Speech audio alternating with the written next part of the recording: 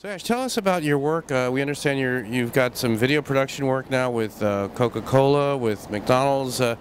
What is their interest in web video, and what do you provide that the more traditional video production shops don't? Sure. Well, I think one of the big challenges with online video advertising growing is that a lot of advertisers and agencies are afraid of what will the end product look like.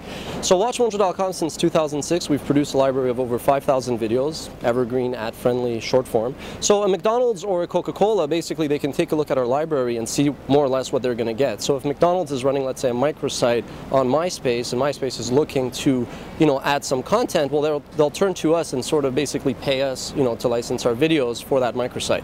And let's say if let's say if McDonald's is running something, on a Viacom property, and the same thing, they're building a microsite, they can come to our video and say, well, in this case we want to reach women, 25 to 34. Well, look, these are great videos for women's fashion, women's fitness, etc., etc. So the great thing is we're not only just producing, custom-made, on-demand for the future, but we have such a big library of evergreen content that agencies can come, get a sense of what the videos are like, feel comfortable, and pull the trigger and add videos on those campaigns. So what is, there's a lot, but are they sort of lifestyle, travel? What is that stuff? And how do you come up with it, and how do you organize that? That's the big question. I would say we're like the definition of WatchMojo could be basically think about.com, Wikipedia with the editorial dash of your consumer magazine, right? So we produce infotainment reference videos, right? So we have automotive, business, comedy, fashion, health, music, film, video games, all of the major categories. We decided earlier on, and it could have backfired, but it ended up luck and timing worked out.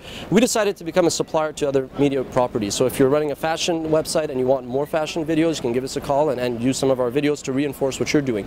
If you're running, an automotive destination and you need more automotive videos, we can supply you as well. So our business model is interesting in that we actually have a diversified revenue stream with both licensing as well as ad share syndication opportunities. So we have some media companies that pay us a licensing fee each month to access our library, even though the videos are branded to WatchMojo.com. And then we have the other partnerships, the sort of speculative hit or miss ones with like YouTube, where you generate revenue based on, the advertising that you generate either by them selling or us selling. Now we were actually setting up an office in New York to do more direct branded deals, kind of, ad packages such as the ones for McDonald's and Coca-Cola. So for some content producers, YouTube is good and sometimes it's bad because it's sort of out there.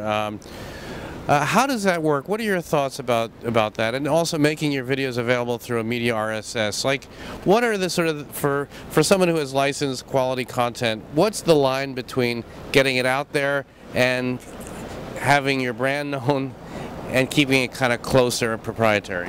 I think, it's art meets science. I think there's a lot of merit in distribution over destination. I think you have to be on YouTube. You don't have a choice. It's like the biggest player. It's the market maker. However, you have to be careful. Obviously, the more you give it away, the conventional wisdom is just give it away and you'll monetize it. I think video is where search was in 2001, a huge part of the ecosystem just without a business model or even a main ad format, right?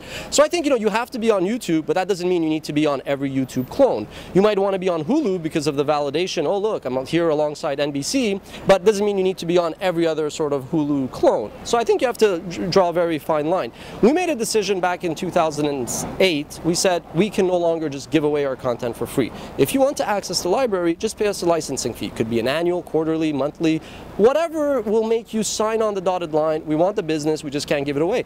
And I think, it's all about, value. What do you offer to other media companies? At the end of the day, even before the recession hit, it didn't make sense for most companies to set up, and you would know this better than anyone, it just doesn't make sense for every company to set up a dedicated team to produce videos in-house. It's not like an article, you write it yourself, there's no storage, there's no hardware, there's no transcoding software, this and that.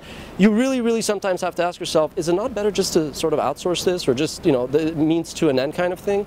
So we drew a line in the sand, but I just don't think, not because we're any better, just maybe because we're different, I don't think most video producers have that luxury, because you really need quantity, you need quality, you need frequency, you need consistency of content, and you also have to have ad-friendly content that the guy signing the check says, I think if I add this, content on my site, I could generate ad revenues.